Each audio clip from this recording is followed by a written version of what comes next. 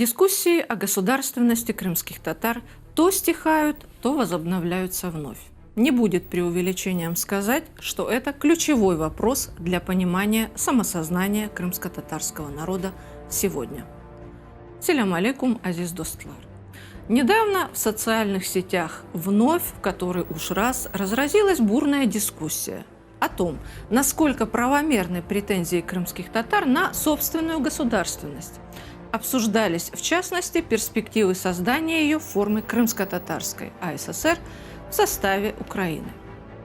Право наций на самоопределение – один из основных принципов современного международного права, означающий право каждого народа самостоятельно решать вопрос о форме своего государственного существования, свободно устанавливать свой политический статус и осуществлять свое экономическое, культурное развитие.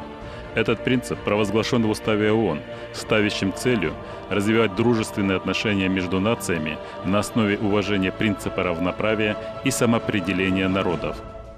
Чтобы лучше понять аргументы крымско-татарских активистов, обратимся к истории. Крымские татары – коренной народ Крымского полуострова, сформировавшийся здесь как единый этнос в XIII-XV веках в результате длительных ассимиляционных процессов древнего населения полуострова, тавры, кемерийцы, с более поздним аланы, монголы, турки, кипчаки. Сегодня эту аксиому некоторые пытаются поставить под сомнение. Почему коренной?